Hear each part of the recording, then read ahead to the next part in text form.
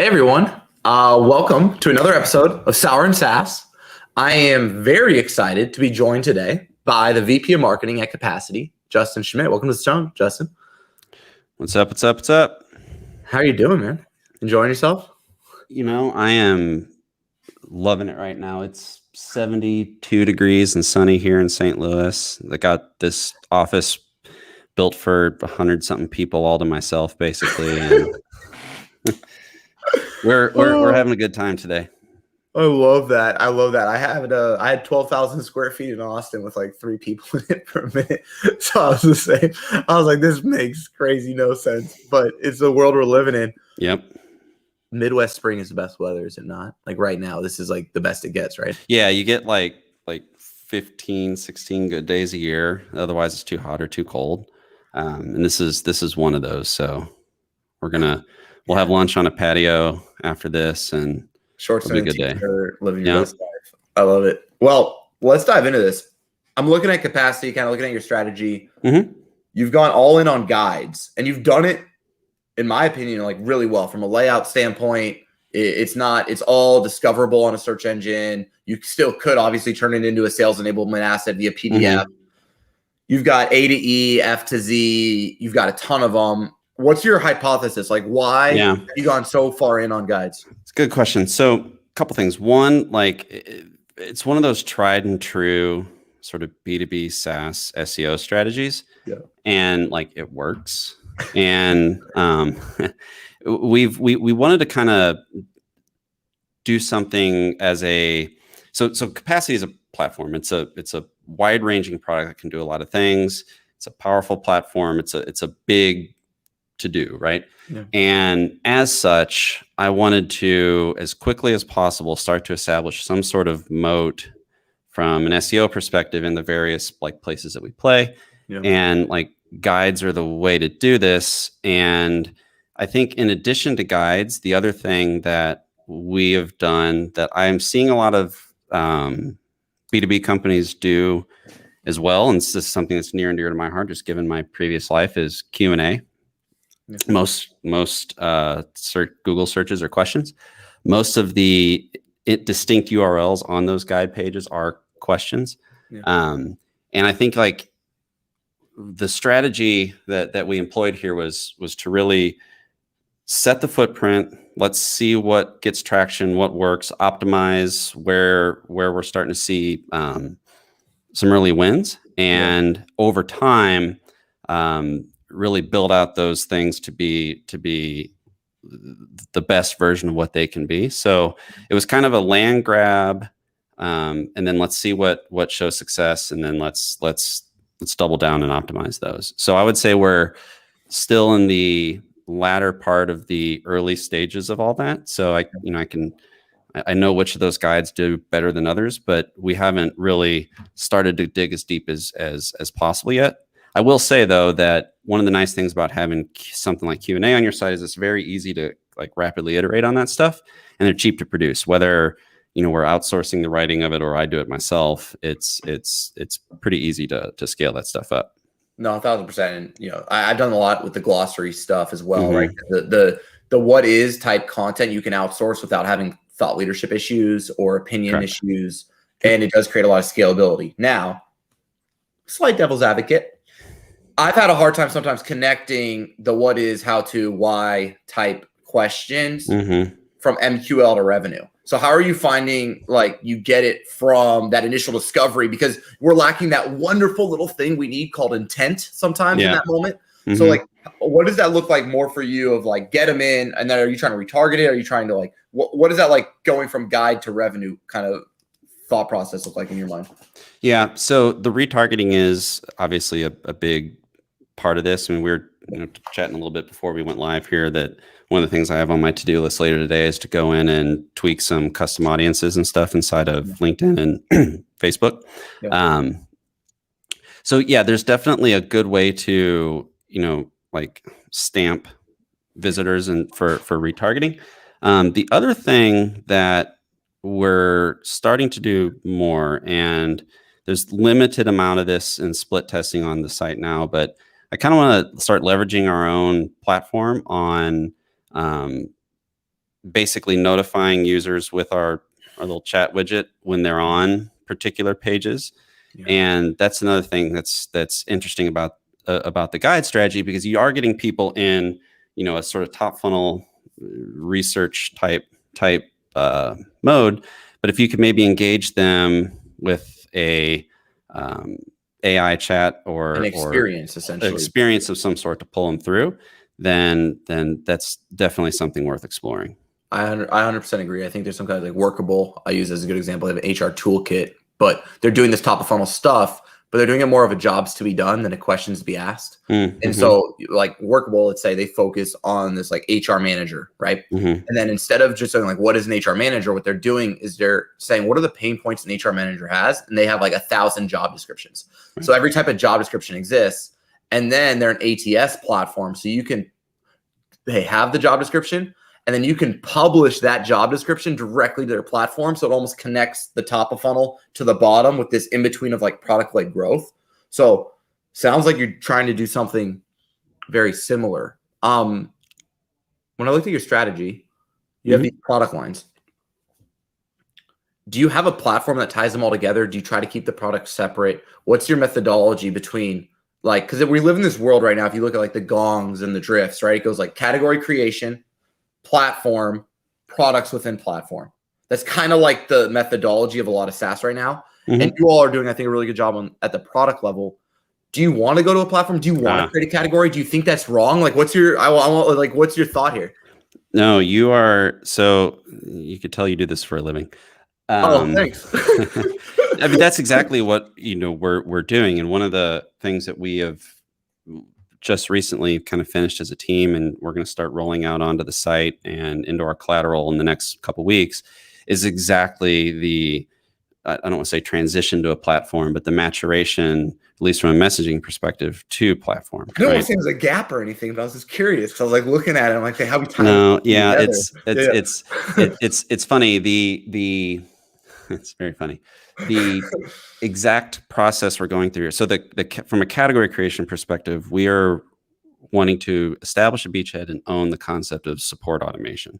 Awesome. And in my view, support automation, and I shouldn't say my view, Capacity's view, support automation is the platform that enables either customer support or employee support teams to automate the processes inside of support, right? So whereas a chatbot and a help desk may be two separate products, and to, let's say you have, I don't know, Intercom and Zendesk, right? I'm not going to offend anybody mentioning the two market leaders in a particular category, but like those are two separate products that if you are trying to automate support within your business, you may have both of those in your tech stack, but you may be using, I don't know, 40% of the feature set of Intercom and 35% of the feature set of Zendesk. Whereas we're saying, let's build a platform where the chatbot and the help desk are inextricably linked. Mm-hmm. And, from a larger platform play, much like, Adobe Creative Suite or HubSpot or any of these guys have done Microsoft, right? Windows, iOS, where you've done this really good job of building this platform with these apps on top of it. Yeah. That are all sort of built to connect to each other. And you're kind of reimagining the concept of what a particular app inside of a platform stack is in order to broader serve the concept of a platform. Yeah. That's the process we're going through right now. So what's the word to use? The inventory of the and the sort of like categorization of the platform features inside of product lines, help desk, workflows, knowledge base.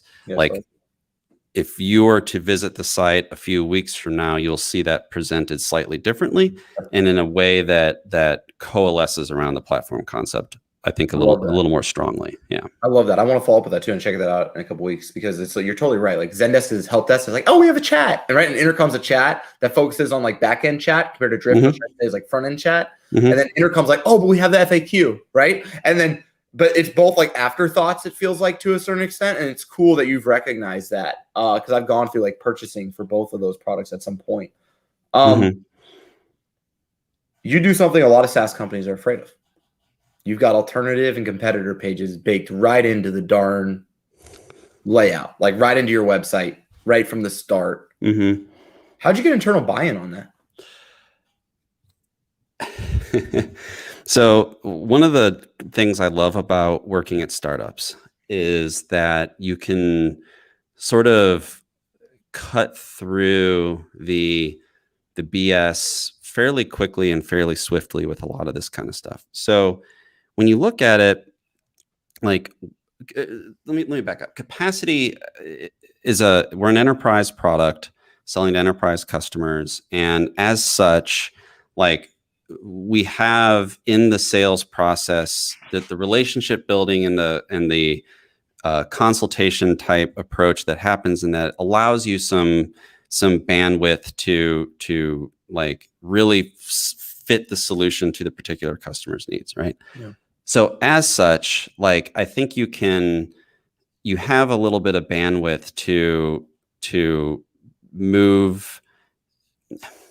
You have bandwidth to be able to present like smaller views of what you're doing, I think a little quicker, because it's not the whole picture, right? Like, Calendly and HubSpot's meeting booker are basically the same thing. So if you're going to do a comparison between those two, you're sort of comparing 100% of one with 100% of the other. Yeah. So for us to say, hey, let's do a comparison page on LivePerson, just throw that out there. Like, feature for feature, when you get the entire matrix of features that someone like LivePerson or Capacity can offer, like, they're going to have more than we are. But again, going back to that platform approach where our live chat is built specifically to fit within our larger platform, and specifically that platform is specifically designed to solve the business challenges of the customer. It allows us, I think, just a little more like leeway to just snipe off a bunch of these things, establish the beachhead from an SEO perspective early, and then over time I can yank one of those pages out and redirect it to a category level comparison if I need to, or easily add another one. So as a really long-winded way of saying that, like, when you look at B2B SEO, and at least this is one of my theses is you have comparison, you have sort of guide, FAQ, and then like your actual like product brochure feature pages. Like, you don't typically get a lot of traffic on those. So what's the harm in establishing some SERP share in competitive spaces? No, I love that. Just, I mean, I have a very similar methodology on, I call it share a SERP or brand discoverability, right? And before I finish that sentence, though, it is sour and SaaS. So I'm gonna have one of these, and you're gonna pretend with me. Are you ready? I am gonna pretend with you. Yeah, I have had these before though, so I can probably fake it well. Yeah, the first one, okay. It's the second one that gets you, but the first one's bad. Okay. Now, your blog talks a lot about yourself. Why? Blog talks a lot about ourselves. Why? When you say myself, what do you double click on that? I got you. So let me read the headlines. Promoting within, Dan Dyer. Oh, we asked our team member, Dan Dyer, and then it goes, hidden talents at Capacity. Yep. Team member shout out. Meet the new faces. Meet Jeremy Frank. Right. So that's kind of what I'm referring to. Got it. Why? Yeah. So what's your game plan? Yeah, this is real straightforward and simple. In a post pandemic, Scott Galloway calls it like great dispersion. We've got remote first companies sprouting up all over the place, and the talent pool widening such as it is. We want to do two things. One, from a recruiting perspective, it's good to have this type of content out there because it's just clearly, just outside looking in, it's like, hey, Capacity cares about their employees. Yeah. So in a world where we're competing for talent with companies much larger than we are, Anything that we can do to show some of the culture that we worked so hard to build here is it's easy to do, right? It's a buffer play, right? It's kind of the buffer playbook, right? Small company competing with big players like Hootsuite. We're going to highlight our culture and then make our brand a reason why you choose us from a humanity standpoint, not just the. And just from a pure like tactical perspective, social media in B2B, and specifically like what I would call less less super visible B2B. So great example of this, like ServiceNow, massive company. I think something like 7,000 customers or something like that. You know, they're public 18 billion revenue. They're massive. Yeah. But like HubSpot has 30 or 40,000 customers, whatever it is. It's much more of a like it's the reach is just much broader, despite the fact that, you know, from a bunch of premium small offering. Yeah, it's a different sort of thing, right? So in a world where you know, we play more in the higher ACV space, that's we don't necessarily have the mind share yet where like I can purely from a thought leadership or just typical social, you know, like a brand being able to carry reach on social. What I found is that when you include people in your stories on LinkedIn, they get shared a hell of a lot more. There's a lot more interaction there. So in a world where I want to build engagement on social, people are the best way to sort of do that. So, and these things are also sort of cheap to make, right? Because we can do them internally. So it's intrinsically good because we do have a great culture here. Yeah. People such as Dan Dyer deserve every ounce of praise he gets. Excuse me. But there's also like a lot of value to putting faces on things rather than just like, you know, you scroll through LinkedIn, it's like, oh, here's another Forrester report that you guys sniffed like it's like, you know, okay, like what else, you know, what else can we do to try to like highlight what makes this business special? And it's the people. I love that. No, it's a good answer. And I want to just ask a direct question. I think it goes to my next one that's a little unique about some of the stuff you're doing. CEO letter. Why? Right? I go to customers. I want to see all your damn logos, but I get the CEO letter. And it shocked me. I'm not saying it's bad, but it's different. Like all I do for a living, right? I do SaaS. Like all I do for a living, audit and look at every company. Why the CEO letter? What does it do for you? Like what's your thought there? Yeah. It's a good question. So it's actually a really good question because you can make the argument. It's like, well, just put that as a blog post and, you know, it'll sort of run through its useful life as an article or whatever. And then, you know, you forget about it. That is what we do with most of our content. You chose not to. That's why I'm like, this is unique. That's what's cool. It's humanizing. It's very human throughout. Yeah. So you kind of maybe subliminally said it there, is it's humanizing, right? We are an AI company. We talk about the concept of support automation. Like these are all things that you know, if you read any of like Kevin Roos, the stuff he's done recently on AI and how it impacts sort of white collar / knowledge workers, like I don't want people who come to Capacity thinking like, oh, my boss just bought this and now this is going to replace me, right? So you want to humanize the brand as much as you can. And given, again, that we're a startup competing against like, you know, ServiceNow or UiPath or Microsoft or whatever it is. Guys, yeah. Yeah. Like at our scale, I think even an attempt to just sort of like humanize, like, hey, here's the point of view of the CEO on like what we're trying to do, what we're trying to create.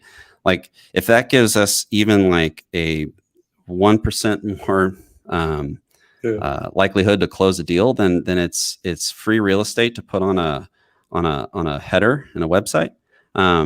As we grow, would that still be there? I don't know, maybe could we maybe incorporate some of that into better customer stories and like weave that through? Absolutely. But yeah, this was something that David actually wanted to do himself, and when he sort of showed me the draft of, because like we didn't write, he wrote that, so it is a letter from the CEO. When he showed me that, I was like, yeah, this actually makes a ton of sense. I love it. Just, like I write a quarterly letter to our customers via email, and I email them a quarterly letter of like an update. Like, here's what Directive's working on. Like, here's the roles we've hired. Here's because we're not a cheap company. Like, we are not that provider. So like, here's how we're investing back in our business. And I always say, like, here's how we're keeping our soul. Because once your agency crosses a certain threshold and you start becoming a big agency, it's very easy to lose your soul. In other words, your EBITDA becomes more important than the product your customer experiences. Right. And that's what happens at UiPath and Microsoft and the rest of them to a certain extent, is they almost lose their soul when they get to a certain size. And I can feel like you guys trying to keep your soul, if that makes sense, to a certain extent, and like connecting to your customers. Now, yeah, I mean the mission statement here, and it's on the wall over there, is helping teams do their best work. And like, we mean that. And it's just in the product meeting I had this morning that I rushed here to, that's why I forgot the damn candy. I will publicly live to everybody, I forgot the candy. I fucked up. I'm sorry. But no, this is the care and the sort of humanization and the like we really do want our customers to do their best work. Like, that is something we honest to God believe. And yeah, it's like, why not? Let's put it up there. Right. Yeah. No, I love that. Now I'm gonna do one more candy. I call this the kicker. Yeah. Now, I didn't maybe have enough time to perfect this, but it looks like you have your roots in the mortgage space. We have, one of the early pockets of success we've had is in mortgage. So we got a good number of logos in that space. Why not stay in the space? Honest question. Your own players are so big. Why'd you guys get out? So that was my thing. My whole question is, you have roots in mortgage, it appears. Why not niche? Yeah, great question. So it's funny. This actually came up. This actually came up on a call I was on yesterday, as a matter of fact, with another potential partner of ours. And when you have horizontal platforms, when you have a purely horizontal play, you go to market in sort of verticalized slices of it, and you kind of establish some sort of lighthouse account or two, and then you spin up a go-to-market to try to go get, the N plus whatever. Exactly. And mortgage just happened to fit a lot of the things that make for a good support automation use case. A lot of paperwork, right? Like, you got a lot of OCR and IDP you can do. There's a lot of regulations, so the loan officers need to ask questions, and is the XYZ. You could be the first software for many of them, so you don't have as much switching costs. Exactly. A little more dated, kind of like a banking industry or something like that. Exactly. Right? It's not like selling marketing automation tools or something where it's an extremely like well-defined thing, and just would you talk to somebody about HubSpot, like, or they know intimately what Marketo and ActiveCampaign and Pardot and the rest of them are. Yeah. Exactly. So it just made for a good initial pocket of success. Yeah. And we're starting to figure out the go-to-market and other vertical, like, so education, for example, higher ed is something that we're having some success in. And then from like a team in if you categorize it by department, HR and internals and just internal support and customer support are other ones. So to answer your question, like, the reason not just stay in mortgage, because the vision was never to build a mortgage solution. But the mortgage industry, we feel we can offer a lot of value there, and our customer roster is a good proof point of that. Yeah. So it makes a lot of sense we've really honed a lot of the verticalization verticalization of our go-to-market approach has really been honed there. But it's a fair question. But I mean, the reason I ask is like I do this thing, right? I have a B2B agency, and then I'm like enterprise, but I couldn't get any of them to hit. And then I chose SaaS, and it just like took off because it created this focus, right? It created focus on my content strategy, came focus on my persona. And I do this stuff for Easy Vista. I do this stuff for Process Street. Like I like every one of your competitors, I feel like as a client of ours are filling out our form. So like I know the kind of verticals and spaces you're playing in to a certain extent. And that's why I was curious of like how like, yeah, it's just hard to grow sometimes without that niche. And I also was curious, like when you guys had so much success, why you guys didn't choose to stay in it. And I love hearing people's thought process because I think there's a very valid reason what you're communicating. I'm not saying it's wrong at all. It's more like I like to hear how people think about it because I think that's the stuff that we're all trying to figure out, Justin. Like that's the stuff we're all trying to like, do I de-verticalize? Do I stay verticalized? Do I niche? Do I unniche? When do I do it? Could I ever be big enough if I don't? Like that, I feel like it's always these like questions we're trying. Yeah, it's funny. It's like this is one of those like business Yogi Berra-isms, but like there's two ways to make money, right? Either bundle or unbundle. It's like no shit. But with like verticalization, it's a versus, you know, like versus like a horizontal approach. It's kind of the same thing. You can think about it too. Like there's also ways to like, if you imagine like a clock face, right? And mortgage is noon, right? Then insurance might be 1, and financial services investing might be 2, and then healthcare might be 3, and then you know what I mean? Like you can. 100%. Yeah. So like we're early enough in this journey that like I think we have a lot of possibility ahead of us, but believe me, you're not the first person internally or externally to sort of bring that up, and it is an interesting question. Yeah, I just thought it was interesting to ask. Now, I would be remiss if I didn't ask someone who ran the publishing for answers.com a question. So around that, we all want to scale our content, especially when it works. And I don't know if any of us really do it that well outside of maybe HubSpot.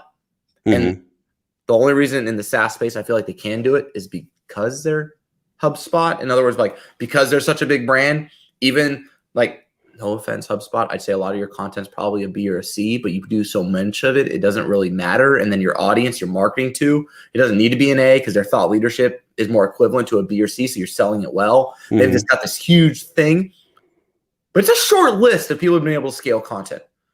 I'm imagining at answers.com, you scaled content. So why is it so hard for SaaS to scale content? And what can we do to maybe overcome some of those challenges? What's the truth? Like, just give me the down and dirty scaling content. Why does it not work? What can we do different? Like, I'd love to hear you break it down. Yeah, that's a great question. So one of the advantages that B2C and publishing even more specifically has with scaling content, especially in the last, call it 10 years, is like the very obvious thing when you think about it, but that's the power of reach amplification on social media, right? Interesting. Yeah. So give you a perfect example. Like it towards the answers, we started in search. It's actually funny. Like the original company that I worked for that ended up buying Answers, we ran a bunch of microsites. I had Q&A and other sort of content and ad supported model, and we bought Answers, and like I think is literally like a month later was the Panda algorithm that hit, and I was just like, oh my god. So we were able to grow through that. But part of the reason we were able to grow through that is that we Facebook came online in a lot of ways, right? And we were able to transition from short form Q&A to long form articles and then social content. And that there was a financial incentive there the whole time, and that like eyeballs were easy to get, and all you had to get were the eyeballs, right? So, BuzzFeed. And by the way, I think like study, right, of that Facebook 1.0. Yeah. All SaaS marketers should listen to Jonah Peretti whenever he speaks. I really feel this is the case. Just because there are few people who have like understood the psychology of why people click on things on the internet like he has. Huffington Post, and then BuzzFeed. Like the dude hit gold twice, and BuzzFeed's gone through a lot of, you think of we didn't have top-down videos of people making recipes on social media until tasty, right? So like they've just done a very good job. But the point I'm making here is like with B2B, the eyeball isn't the eyeball, right? Like I can't go out and say, oh, if I can through an SEO or any sort of paid traffic or newsletter subscriptions, if my cost of acquiring a visit is 4 cents and I have an ECPM, you can't do like the CPM arbitrage where exactly like you can't do it. You can't do it. So you're sort of immediately like all the different types of content that people actually want to click on and read is automatically out of bounds for you because it just it just doesn't work. Secondly, just from an algorithm perspective, like niche content competing against broad general appeal content doesn't always it's hard to sort of break through the noise of that. So like you just don't have a lot of the incentive to really invest in it. So that then leaves B2B companies with like, okay, well, like let's create a content strategy. And I think you clocked HubSpot perfectly in that like they don't have to get Phil Schiller of Apple to like be impressed and learn something new by reading an article on the HubSpot blog. They just don't need to do it. But they need Mikey, who's got 24 hats on at his 6-person startup, who wants to figure out a free sales CRM, which they happen to offer, so they can monetize anyone. That's exactly right. Product. So cheaper content like that is just a lot. It's just a lot easier to scale that stuff. And when you get the sort of early lead that they have on things like it's just easy to sort of do. So I don't think the economic incentive is immediately apparent for B2B companies. One, yep. Two, the very nature of what content is like, let's just be honest, it's a little more boring than like what the Washington Post or BuzzFeed or. Oh, yeah, you have this intrinsic thing, right? If like the only person that anyone would want to hear from in your company doesn't write. Yeah. Like, you know what I mean? The true people who have the real opinions in your space where someone would read it, like they don't write. Like, you know what I mean? Like the CEO wrote the letter, but he's not going to give you a weekly blog post, right? Where he has his like opinions of AI in the future and how it affects like help desks. You're not going to get this like expose every week out of them, right? Like I think that's the other part too, is like the people who could say something, because you can't outsource opinions. You can't outsource thought leadership. No. I've tried for years, and you come back with this thing that's good by all measurements of what good is, except it's soulless, right? Mm-hmm. It's like this. It's this thing that's grounded on someone else thinking about someone else's opinions instead of like your own unique experiences that have formed an opinion, if that makes sense. No, totally. And there's a lot of you have to provide. It's interesting, right? Because in the publishing space, like you want impressions, you want long sessions, multiple page views. You want to get a deep content experience. Yeah. In B2B you do as well, but you don't have, it's much harder to create the hooks to get people from like the top 25% of a scroll to the middle 50% to the bottom 25. Like it's just harder to do is what I'm getting at. And when your incentives aren't aligned to really try to scale it, and it's harder to do, you end up with what I think a lot of B2B companies suffer from, which is a very like samey sort of thing. And I think, what we're going to need to start doing just in ourselves is like, I think we've done a good job like going wide enough to start to see where a little bit. Yeah. But we are going to need to just ourselves. We're going to need to get a little deeper and a little more like put the value of that content a little more front and center as we mature. So it's a hard problem to solve, man. Yeah. Kidding. I've been trying for years. And I do miss the luxury of being able to sort of like create whatever the hell I wanted, as long as people like clicked on it. Yeah, it's like, and a lot of it can be UGC. That was a lot of fun. Yeah, there's massive scale. No. All right, well, we are out of time, Justin. I want to, honor that. But thank you so much for being on Sour and Sass. This has been amazing. If people want to follow your journey, what's the best way for them to do that? LinkedIn is a good place to get in touch with professional Justin. Twitter at JTron9K if you'd see me like stuff that does not necessarily represent the views of Capacity. And then obviously capacity.com for all your support automation needs. But this has been fun. Really appreciate it. Well, thanks for being on the show. It's been awesome. And that's Justin, and that's Sour and SaaS. Bye, everybody.